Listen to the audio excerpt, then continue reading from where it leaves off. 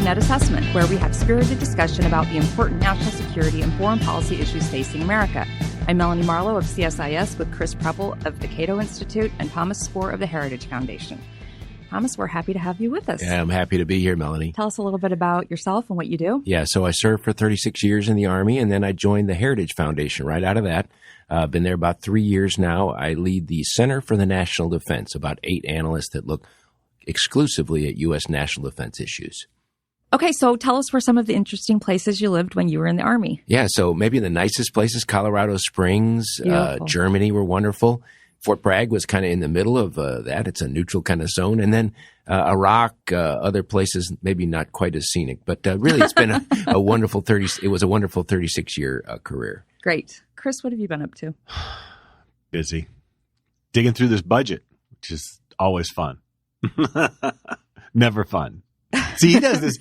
Tom and his team do this all the time. I don't usually sort of dig into it, but this time I decided to really dig into it. I still understand 10% of it. Okay. Have you had any life outside of the defense budget in the last week? No. My wife and I went out to dinner. She got some gift cards from a friend at a fancy restaurant 2 years ago, which tells you how long. Yeah. So we came into the city, went to some of the galleries, and then we went out to dinner. Nice. So that was a rare treat. That is nice to do. Meanwhile, my daughter was in New York City seeing 3 shows in 3 days for the second year in a row. It's tough to be Caitlin. No, that's really nice. I often think I live in Washington, D.C., and I don't take advantage of the things that are around here as often as I should. And I found myself I'm headed out of the country next week, and I was looking for things to do in museums and exhibits and stuff like that. And I thought, I don't do this stuff when I'm in Washington, and I need to do that more often. Okay, well, we will just jump right into our main topic. This week, we don't have a reading like we usually do. We had more reading than we usually do. This week, we studied the president's defense budget. This was presented on February 10th with the accompanying message that it sets the course for a future of continued American dominance and prosperity. The defense budget is $740.5 billion. That's a lot of money, and I'm telling you that number so it'll make the overall number of $4.8 trillion look small. Another huge deficit the administration claims will drop to $1 trillion after this year. Sure, as the AP said, more manageable levels. And then after that, we'll see a balanced budget in 2035. So my guess is that this budget is going to be dead on arrival, and not just because Democrats are going to largely disagree with what they view as excessive spending on the military.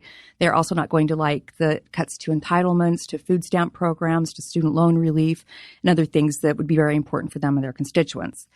But there are things that the Republicans are upset with as well, and Senator Enzi, the chairman of the Senate Budget Committee, said that this is just a list of suggestions. Now, National Review had an article on the budget and said, it just doesn't matter. Whatever the president proposes, it's not a big deal. Who cares who reads it? It's just marketing. I don't think that that's quite right. I think that it does matter. And like I said, it's dead on arrival. But we see what the president, as the administrator of the administrative state that Congress has made him, what his priorities are and gives his perspective. And then I'm happy that Congress will push back and assert one of their core constitutional powers. So this budget is presented in the context of financial constraints, even though there is a lot of money. Spoehr is saying that there will be savings. He's called for ruthless prioritization in order to achieve full, irreversible implementation.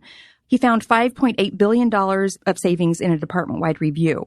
And one of his aides said that this is repeatable, so everybody needs to be on their toes. This assumes pretty flat Pentagon budgets over the FYDP for the next 5 years, just about 2% or 2.2%. OCO funding is down to $69 billion from $164 billion last year. And all of these cuts and spending are supposedly being done in the context of the National Defense Strategy's focus on great power competition, looking at a different kind of force that is more distributed, more lethal, and well-equipped. So they're cutting platforms. They're doing a lot of research. The RDT&E budget is higher than I think it's ever been, but at the expense of procurement. So hard trade-offs. And the questions to ask are we advancing our interests? Are we advancing our vital interests in effective ways, in affordable ways, whatever that means? Mackenzie Eaglin had a great article last week that Congress wants it all. Congress wants readiness, modernization, and game-changing technologies, but they're unaffordable simultaneously. And my theory is pick two.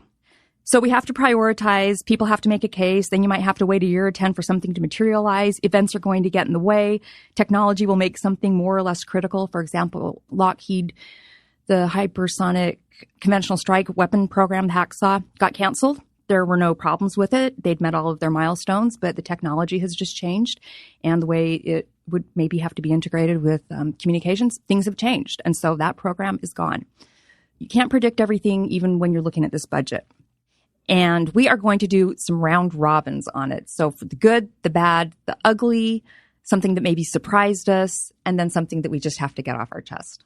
So Chris, you start us off with some good. Sure.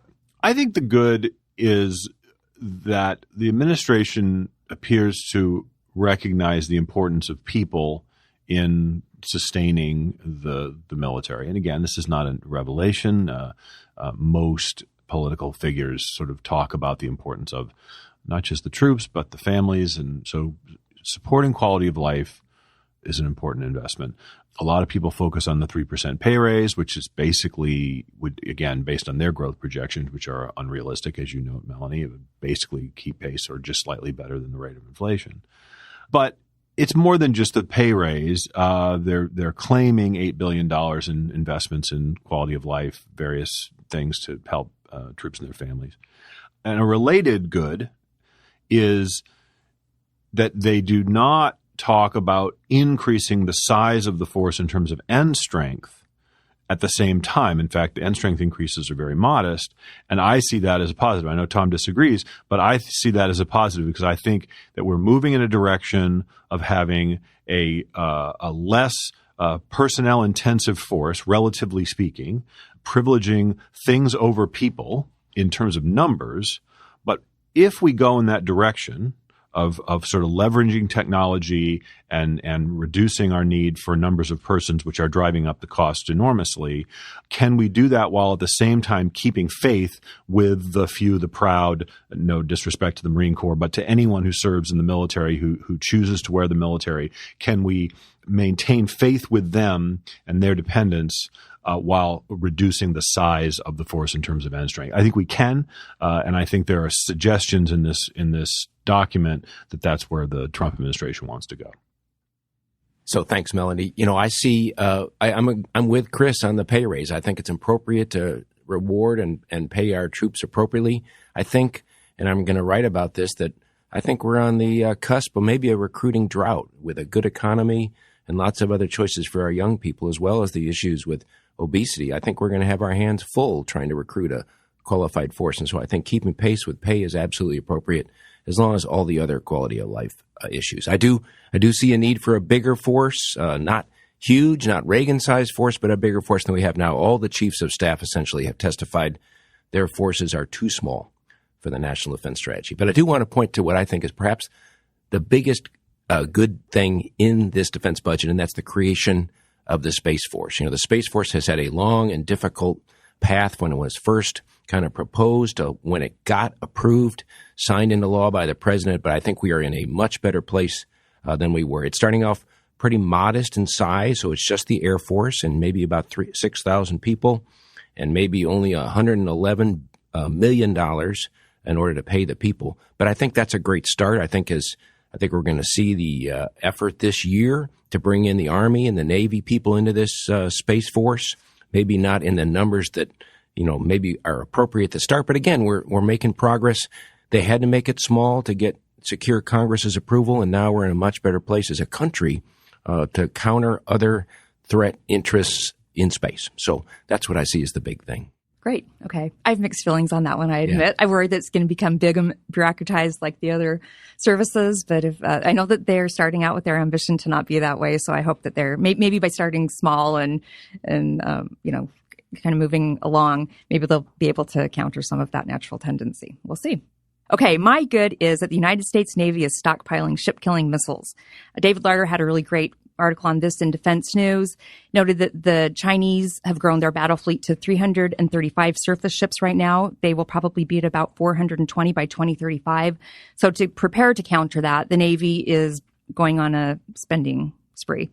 And they are buying 850 anti-ship missiles in the next few years. Today, we have about 99 long-range anti-ship missiles. The Navy would like to have 310 by 2025. Now, they're also converting the Tomahawk missile into a maritime strike Tomahawk, planning on buying 451 upgrade kits between now and 2025, and then also planning on buying a lot of naval strike missiles, hoping to have about 189 by 2025. So very serious investments at the expense of other things, I recognize, but it signals what our concerns are right now. And I should add that Australia on Friday announced that they are going to buy 200 long-range anti-ship missiles for $1 billion, taking on some of that burden too. Great. Okay, how about some bad? Wait, can I do another good? Oh, yeah, do it good. I thought we were going to have more than one good, right? Yeah. Hey, I'm happy to have more than one good. Okay. Yeah. So as with my praise for the decision to invest in people in the service, both the troops and the families, I also sort of related to that, they talk about divesting legacy systems. I think it would be good if they do that. I'm a little unclear on what those legacy systems are. And so, just because something is old doesn't mean it's bad. For example, I've been out of the Navy for a really, really, really long time. My ship isn't still in the Navy, but many of the ships that I served with are still in the Navy, and I still think they're good. I think Burke-class destroyers are a good ship, for example. So just because something is old doesn't mean it's bad.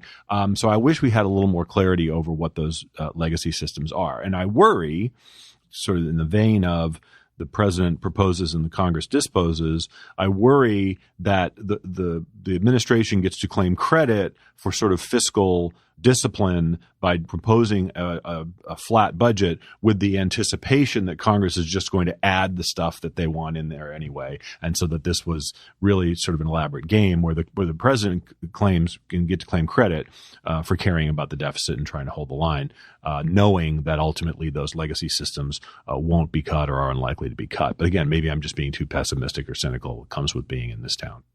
No, I think that's true. And Congress has their motives as well. You're going to see the Virginia delegation hold pretty tightly, as we saw a couple of months ago on the ships. And Connecticut. Sure, yeah, sure. Have their vote, yeah. Right. Yeah, Connecticut. Yeah, they've got the chairman of the Sea Power Subcommittee. So great. Yeah. Okay. Anyone want to do? So I'll say another please. good. We have more money for hypersonic weapons. Yes. So I'm very happy about that. $3.2 Yes. billion, up $600 million from last year. Great. Yeah. So I got a little niche one, and that is the investment finally in a joint all-domain command and control system. The services, the Air Force, the Armies had all been talking about the need to implement multi-domain operations, whatever you want to call it, pulling the services closer together. Thus far, any kind of program or system to pull that all together has really just been a PowerPoint chart. And so now we're actually seeing real money. This is in the Air Force budget, $435 million to bring a program that conceivably could pull the Navy, Army, Space, Marine Corps together, and Air Force into a climate and environment where they can actually communicate together seamlessly. Now, that's a tall order. We've been there before. We've seen this movie. I'm hoping this time people are serious about it and it actually comes together. Yeah, great. Okay, now this is not us. We need some bad. So again, this is a case where we are likely to disagree. I think it was a mistake to increase nuclear weapon spending and related increase in the types of warheads. This is not a new story in terms of the talk about adding low-yield nuclear weapons has been in the mix for a little while, for a couple of years now.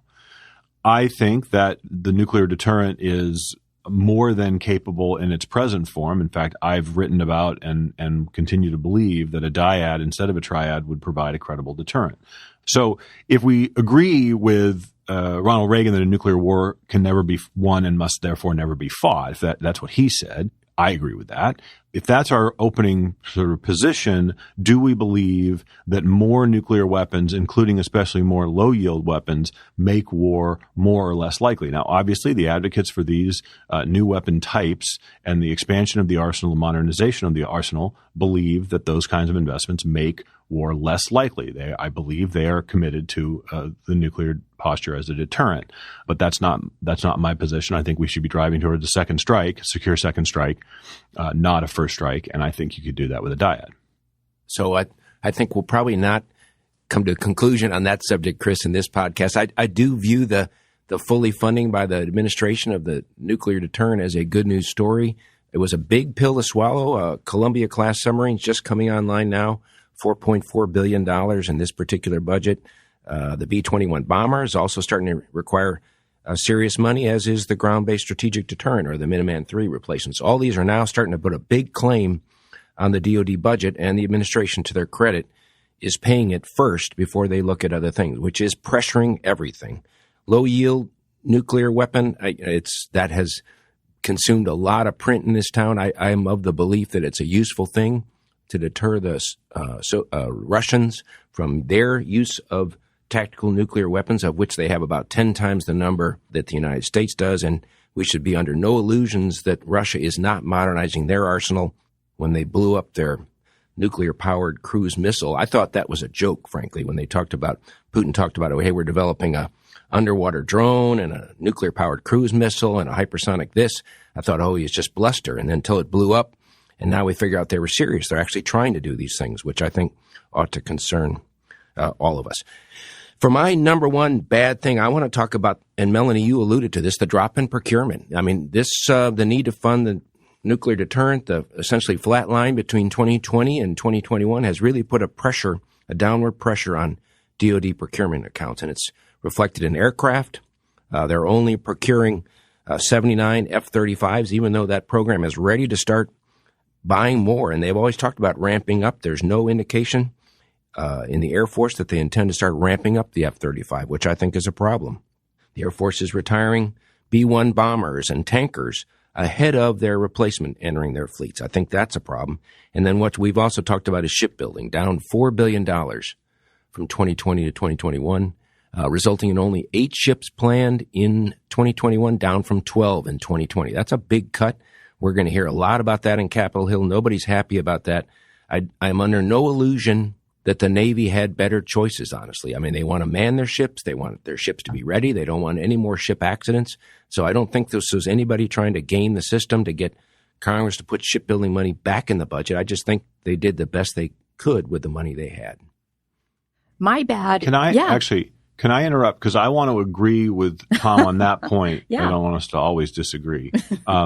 But I don't want to take away from but it seems like this is the right time to weigh in on this. So this is one of these areas, Tom, where I agree with you, again, perhaps for different reasons. I've been concerned, as have many people, with the disconnect between what the Navy said it was going to build and the budget it was likely to have to build it. We've fixed on this 355 magical number. I think the Heritage Index calls for a 400-ship Navy. But we recognize that these numbers are misleading because it depends on what you count as a ship. Exactly. Yeah. And so we could move to a force that is comprised of a much larger number of small, reasonably inexpensive ships. And again, that's also a moving target. And I think there's some support for that in the service, in the Navy, for sort of distributed architecture, more small ships, replacing some of the large, exquisite platforms. And I'm a supporter of that. But I actually think that this is a bad thing to cut the size of the Navy at a time when you're holding fast to its supposed requirements. This is my main concern. And this is actually, so this sort of transitions more into an ugly thing, which we can talk about in a little bit. But let me just put a pin in this for the moment, it's a bad thing to do while you're giving the Navy more things to do, giving them less platforms with which to do it. Well, my bad is the Indo-PACOM security cooperation budget is seriously underfunded at $111 million. It's just ahead of African and Southern commands.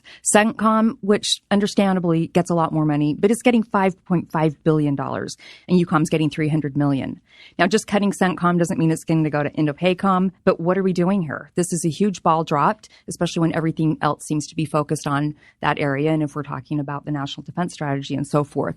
So the purpose of this funding is to build alliance capacity to help them defend themselves through various means and to strategically assist us.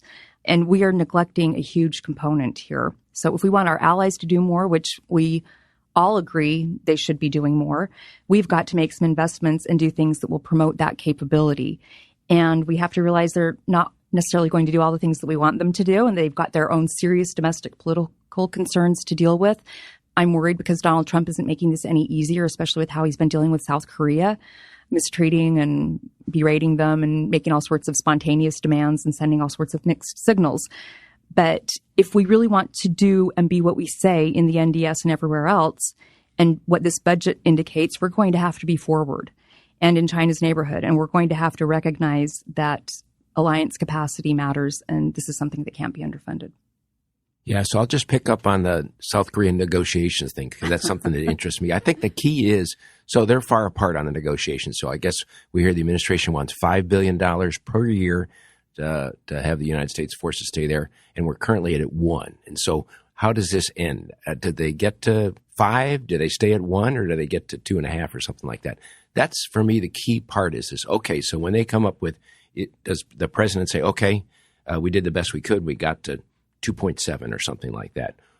You know, the scary thing is something where we say, now we're going to start taking action because you didn't meet our number. Right, so I don't think we quite know how that story ends yet, but I'm hopeful that we don't do anything in my mind that would be stupid. I'm hopeful too, but you know, we make it really hard for South Korea with their domestic. You know, they have political concerns there. And when you have the United States berating you in public like that and treating you like that, it doesn't make it easy for the leaders to stand up.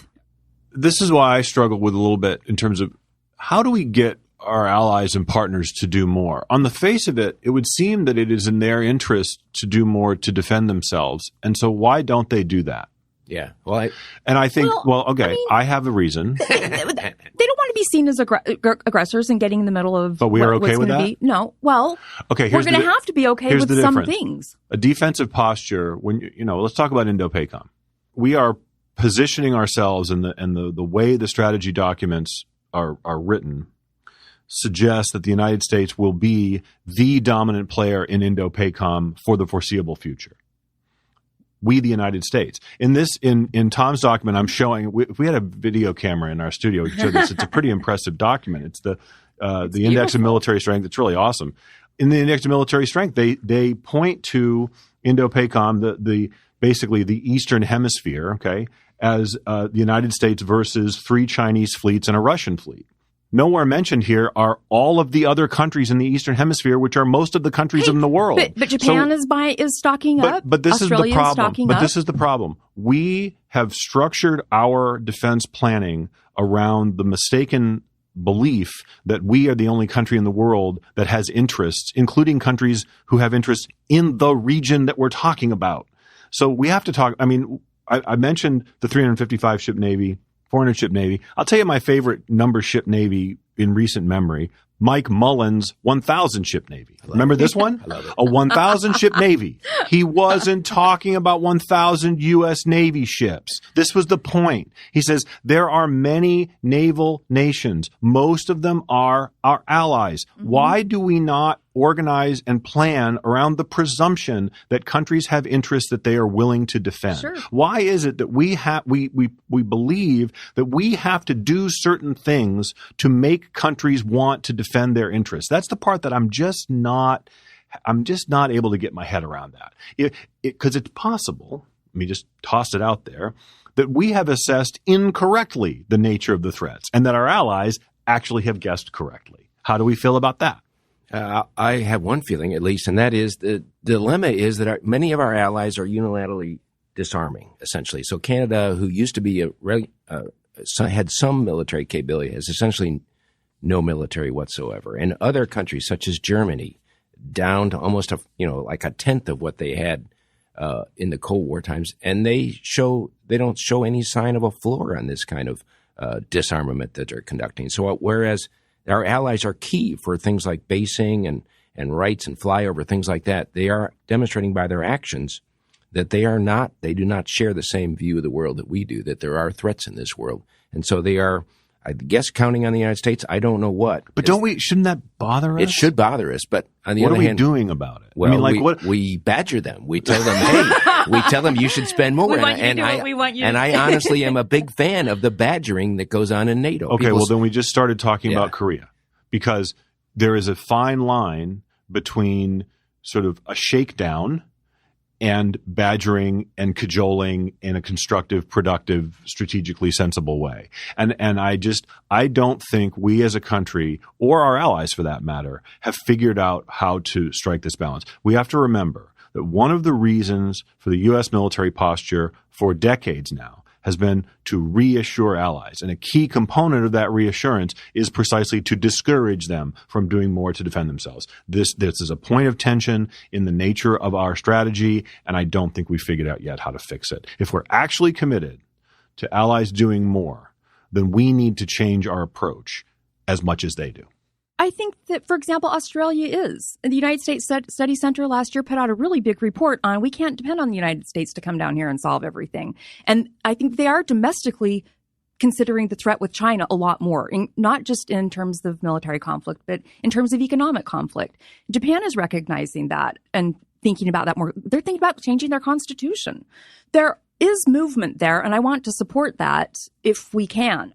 I do stress that these domestic political concerns and that we can't force these countries to do things that we want them to do, especially when there's not going to be a payoff for us in the end, But again, yes, we want to have bases there. We may not have bases everywhere that we want them. Bases are also vulnerable. So let's have ships. And if we can't have ships, let's have missiles. So problem solved. Yeah, there's some people that are doing the right thing. Australia's in that group. South Korea, on the other hand, is shrinking their army because they're having trouble getting people into their military. So what was a fairly significant force is now on its way down. It's becoming smaller. Japan is buying high-end equipment, but they still only spend about 1% of their GDP on not their enough. defense. Yeah, exactly. Are we at ugly? I guess. Sure. Chris, that's you. Wait a minute. That was just mean. Well, it is true that I am the ugliest of the four people in this room. So, if the shoe fits, I'll wear it. I've already alluded to this, but I think what's really ugly about this document, and in fairness, it's not unique to the Trump administration, is the strategic indecision and this continuing mismatch between ends and means. So I've already sort of teed this up. I talked about it in the context of the Navy. Tom mentioned, he thinks that force needs to be larger in terms of end strength. We need to be growing the numbers of people. That's probably true if we're going to continue to commit to a very, very ambitious grand strategy that basically seeks U.S. dominance in virtually all regions of the world, or certainly in Europe, Asia, and the Middle East, which is sort of right now the going presumption. Strategy is about setting priorities, and I just don't see the United States doing a very good job of this. And the budget, of course, is a reflection of the strategy. It should be. My concern, and this is why I call it an ugly, is that the budget seems to be driving towards flat budgets at a time or not, no real growth in terms of military spending at a time when our strategy calls for a much larger force. Now, again, the way I would solve that problem personally is I would revisit our strategy, lean more heavily on allies and partners to do more so that we're able to do less. But that's my position.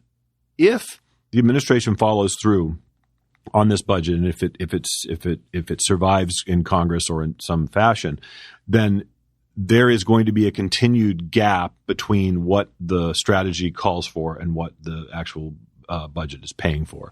And the way and sort of the number that I have in my head, when we talked about the National Defense Strategy Commission review back on net assessment a while ago, in that document, they call for 3 to 5% real growth year over year. Esper repeated that last week, 3 to 5% real growth year over year. If you were to have 3 to 5% growth, you would have a budget of $972 billion by 2024. That's based on the 5-year cycle. $972 billion. So whenever any other program, I don't care, pick one, whenever there's a program that its advocates set out a trajectory along a 5% glide path and it gets 2%, in this town it's called a cut. So I'm waiting for people to, and maybe it's already happened, for people looking at 2024 and saying that Donald Trump has cut $170 billion from what the National Defense Strategy Commission said he needed to be at by 2024. Yeah, I think that's very likely. And I agree with you. The out years, this year, as we're looking at 2021, is not the worst of it. The administration forecasts flat budgets, essentially 2% all the way out to 2025. And so I think that's... And then after that, no real growth. Right. So it's really a political statement on that they have attempted to tame the deficit, which I guess for that purpose it suffices. But as a real planning document for DOD, it kind of fails on that regard. And so I hate to say it, Chris, because I never thought I would, is that I agree with you. We have a strategy resources mismatch. We have it in this budget. We have it in the future years. And I pity the Pentagon folks that have to try and make these two ends meet. I pity the Navy leadership that has to testify this year in front of these committees and say why they haven't met any kind of glide path to 355 ships, because they haven't. I mean, you can't make these two ends of the sheets connect. They are too far apart right now. So we're setting these people up to have a really hard day up on Congress. I'm of the belief that we need to do more. If you had looked at President Obama's future year defense program when he had left office, we would be at $800+ billion in this year. And so we are on a path which has gone below what President Obama even forecast in his last year of office. President Trump got up at the State of the Union address and said he built the best military, as though it is done, as though it's mission accomplished here. So I'm not even sure that if he's reelected that anything's going to change. And I mean, he might like keep these numbers modest. modest. Yeah, and he did it single-handedly. Yeah. Right, exactly. Yeah. So I'm not sure that even if he's reelected, anything is going to change. I don't think that he wants to keep spending money on this. I know his chief of staff would rather not. Yeah, of course. Yeah, well, exactly. And so, I think you can give him credit. The readiness of the military that he got is much better than it was. And there are hot production lines for things like the F-35 and other things that were not, like LRASM, your long-range ship missile. Right. And these things, as they said, especially the things in the nuclear modernization, they are digging in on those fast because they want those to be irreversible in the event that Trump does not have a second term. Yeah, but in terms of the military has been rebuilt, there's new planes, there's new ships. I don't think you can find much evidence of that if you were to look at the military now. Yeah. So here's an ugly, and it's a tiny one, and it's been in the press, and that's talking about cutting the Stars and Stripes funding. It's only $7 million, and people talk about, hey, you can just get your news somewhere else. And that, that's not really true. And so my main experience with Stars and Stripes is when I would go into the dining facility in Iraq, and there would be a fresh copy of Stars and Stripes waiting right at the start of it. And I would read every word. I would read the classified ads. I would read all that thing all the way to the end of it because I had nothing else to read. And so, yeah, I think Stars and Stripes in terms of a newspaper for people in Europe, there's other things. But when you're overseas and the only thing you have to look forward to is actually a piece of paper with news in it, I think the cut of Stars and Stripes is really kind of a trivial and nonsensical kind of cut. Yeah, I agree with you on that one. As someone who loves libraries and books and things like that, and actually having that. But I also heard that there are in limited areas, places where people aren't allowed to have their phones and they aren't able to have Wi-Fi access, and so to actually have a hard copy of something means more to them than it might if you someone have your else. phone in Al-Assad, it doesn't get anything. Yeah. Great. Okay. My ugly is a holdover gripe from the last budget, as Tom reminded us, and that is that the administration last week sent notice they're planning on reprogramming $3.8 billion from procurement accounts from last year's budgets to fund the border wall. And this is just terrible. And they're taking $1.3 billion from the National Guard and then a lot of aircraft. Mac Thornberry, the ranking member on HASC, has registered his disapproval with the action on both constitutional and political grounds. I don't think he's on very firm constitutional ground because Trump is doing this under the emergency order that Congress gave him the authority to issue. But on political grounds, I think he's got a good case to make. So I hope he makes it, and I don't think that he's going to be alone on this. I will say that Thornberry agrees with Trump that there's a national security crisis on the border. He said that in his statement as well, but he just thinks this is the wrong way to do it and that it's an affront to Congress.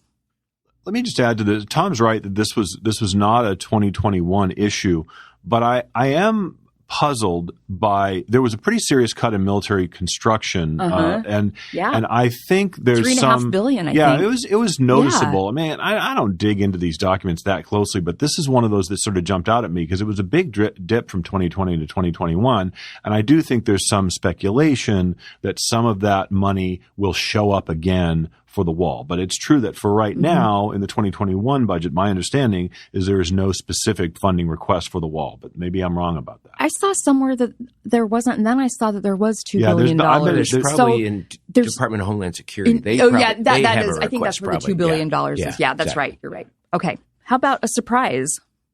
Air Force decided to cancel the light attack aircraft program, which they had held on to over our objections. We didn't see much value to that for a military of our type and nature, but this year they parted with it. And I think that's, one, a sign of all the pressure they were under as in essentially a flat budget, and two, hopefully the realization that, while light attack is a mission that we need allies, for example, to have. It's not really appropriate for a superpower like the United States to keep a light attack aircraft program. So they threw that overboard, and that was a surprise to me. Chris, do you have any surprises? No, not really. I mean, I think we will learn more as we dig deeper into this, but I don't have anything right now that's sort of jumping out at me.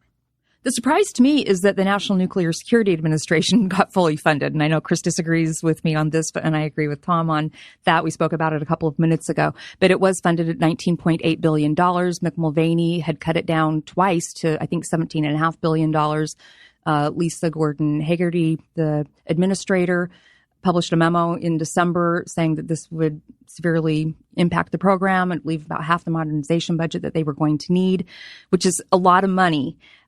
Does emphasize deterrence over arms control. But it was a public fight. The chairman of the Senate Foreign Relations Committee and the Senate Armed Services Committees got involved and made public pleas to President Trump to fund it, and he did. So yeah, that was a surprise. That was a surprise to me. I didn't know they were going to win in the end. Yeah. I'll be honest. I think the NNSA could benefit from a defense-wide review. I think they could benefit from having Secretary Esper spend a few months over there and seeing what he could find. Because amongst all the national labs and things like that, I suspect there's some redundancy. But yeah, I thought that was good news. Which that was upped in the Obama years. Yeah, exactly. Right. Right. I think there's some fluff there they could probably cut. But I think it's appropriate if we are going to modernize all the platforms, the subs, the bombers, the missiles, that we need a warhead on top of it, which is similarly modernized. Some of those are 45 years old. Yeah, see, so the reason why I'm not surprised by that is because the Trump administration has been fairly consistent on its desire to expand the nuclear arsenal. And so while I get your point, Melanie, that the NNSA itself has been sort of squeezed a little bit over the last couple of years, meanwhile the modernization, especially in terms of delivery platforms, has continued. It just didn't surprise me if they're committed. And again, now they see an opening by the abrogation or the coming expiration of certain arms control treaties. They believe that those constraints as well on the size of the arsenal are not going to be in effect. And so it didn't surprise me. I was disappointed. Some people claim that basically that additional funding was made up by having one fewer fast attack submarine.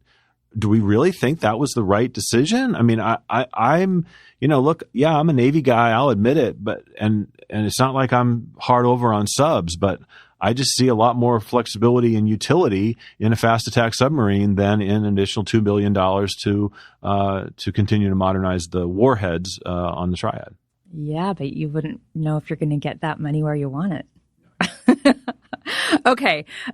Really quickly, get it off my chest. Anything that you just, anything we didn't cover, defense, non-defense, that you just have to say something about. I got something, and Chris is going to agree with me on this. The administration ducked BRAC, requesting a base realignment and closure again. And it's not surprised because Chairman Inhofe has vocally expressed his, he does not want a BRAC to occur. But I think the administration, when they're in the midst of finding all these efficiencies, savings, cuts, they're looking right at an opportunity where they could save $2 billion every year, and they just pass it on by. And I think that's not terribly courageous on their part. I would have liked to have seen at least a small, maybe some kind of BRAC that was bounded by a savings or something, but they didn't take that opportunity. I want to second wholeheartedly Tom's observation. In fact, I must confess that when I saw his email when we were prepping for the show last night, I did a loud "don't!" How did I miss that? Because this is something, as listeners probably know, I've been studying for a very, very long time.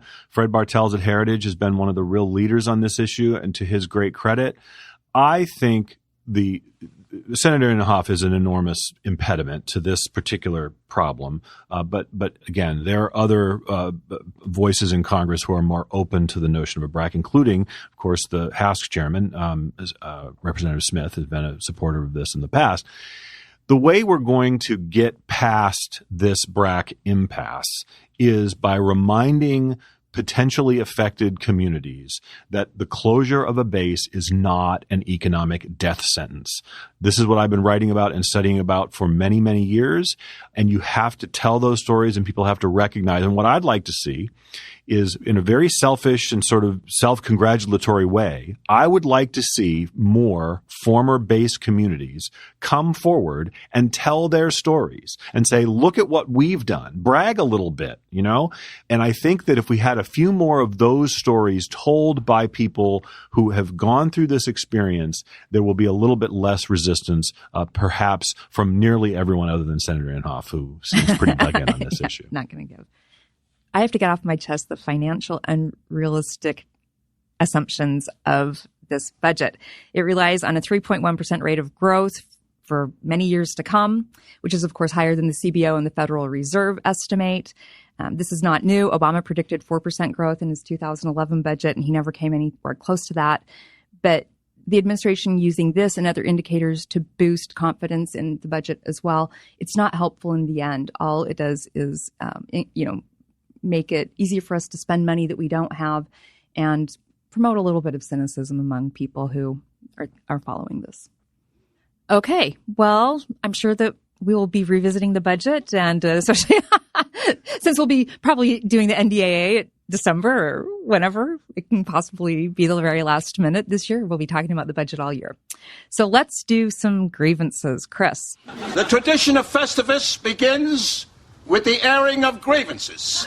I got a lot of problems with you people. Now, you're going to hear about it. So I just published an article with my colleague Lauren Sander in War on the Rocks, looking at the hearings into the war in Afghanistan, or the fact that there haven't been hearings on the war in Afghanistan. We started this project back last fall looking at the Fulbright hearings into the war in Vietnam, which have been written about, and a fair number of folks know a little bit about J. William Fulbright and what he did as chairman of the Senate Foreign Relations Committee. We just don't have anything like that today in the Senate Foreign Relations Committee, both under Chairman Risch and prior to that under Chairman Corker.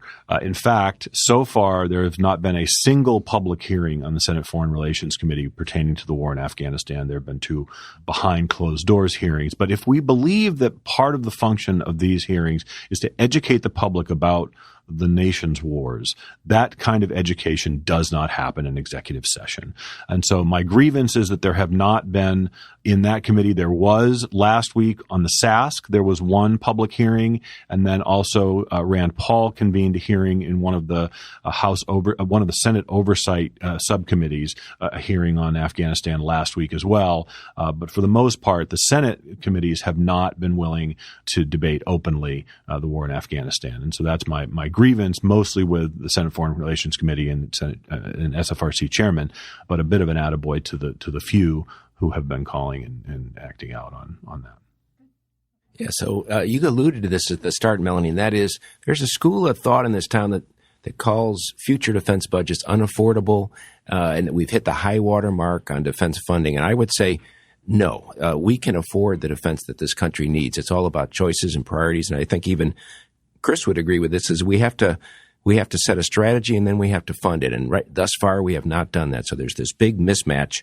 And it's not helped by people saying, hey, we can't get there. Because, I mean, not that long ago, we had a 600-ship Navy. We had thousands of jet fighters. We had lots of people in the Army under arms. And so we can do this. It's just a matter about the choices we make. And so I think saying that it's unaffordable, that we can't do this, is really not viewing the problem correctly. Shockingly, my grievance is with the people who made fun of AOC when she, instead of calling Maynard Keynes Maynard, called him Milton Keynes. Now, this is seen as devastating, probably to a lot of folks at the Cato Institute, because how could you interchange Milton Friedman with Keynes? But the pile-on was swift, and at first it was kind of funny, and then it got ridiculous. Articles were actually written about this. Calls were made to Boston University to rescind her economics degree. We just need a little forgiveness. And, how many times have I interchanged the names of the Dulles brothers or misnamed, Oliver Wendell Holmes and Oliver Wendell Holmes Jr.? I mean, these things happen and we can lighten up. If you want to get on our case, there's plenty of actual economics to get on our case for. For example, last week introducing into Congress the Stop Fracking Act, otherwise known as the Make Wars for Oil Great Again Act.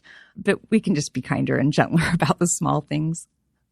Okay, how about something nice, an attaboy? My attaboy goes out to the D.C. Defenders, who are now 2-0. Did you not know this? The XFL team has a 2-0 record.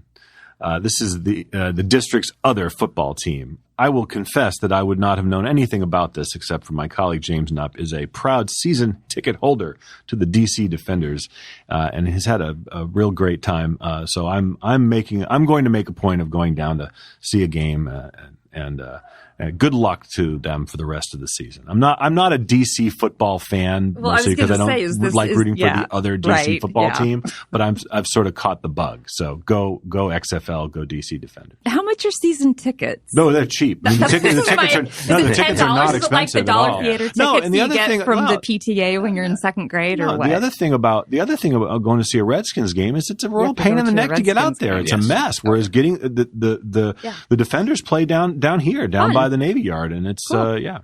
Great.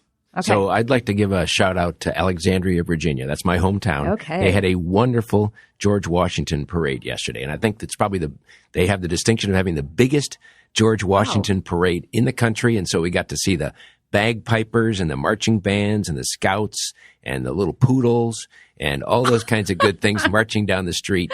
Actually, George Washington dressed up and in costume, and so it was a wonderful time to remember about what George Washington brought to the country, some of his advice to us about, if you want to avoid war, you have to be strong kind of thing. And so I just thought it was a wonderful time. That's great. That actually ties into my attaboy. My attaboy is for Twitter, who on Washington's birthday, a lot of people actually reminded us it's Washington's birthday and not a holiday that is for mattresses and celebrating every president from Washington to Trump. So I really like that as someone who teaches the presidency and the Constitution. And along that line, I would like to give a shout out to my friend and colleague, Steve Knott, who's a presidential historian and a professor at the Naval War College. He's written a couple of pieces for War on the Rocks, and he's also a vindicator of Hamilton, especially against Jefferson, and he did it before it was cool. I remember standing around, we were teaching in a program probably in 2008, and we were thinking, we should write a mini-series on Alexander Hamilton. That would be so cool. Somebody should do something on Alexander Hamilton. And somebody did do something on Alexander Hamilton, and it wasn't us. That ship has sailed. But he has spoken to Lin-Manuel Miranda about his musical. He has a new book called The Lost Soul of the American Presidency. This book takes us from Washington to Trump.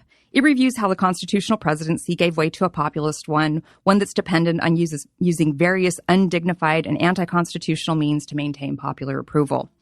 He's especially hard on Wilson and those following him, who are pander bears. In the process of becoming more popular and enlarged, the office has become diminished. We should appreciate a more subtle John Quincy Adams. Great despair over the Trump presidency is found in these pages, but it doesn't preclude the nation's ability to go back to a Washingtonian model, particularly if we begin to think about character. So I just want to commend that book to all the War on the Rocks listeners who are interested in the presidency today. So The Lost Soul of the American Presidency. Okay, what do you have going on? What's coming up? Next week at Cato on the 26th, The Failure of Forcible Regime Change. We published a paper early last month by Ben Dennison, and so Ben will be here to talk about his paper, and other speakers include Alex Downs from GW and Lindsay O'Rourke from Boston College. So really looking forward to that discussion. So then on Monday, March 9th, I'm actually speaking at Hofstra University. I was invited to speak there by the Calico Center. The title is Why U.S. Foreign Policy is Failing, which is basically derived from my most recent book. My second time at Hofstra, but really looking forward to going up there and giving that talk.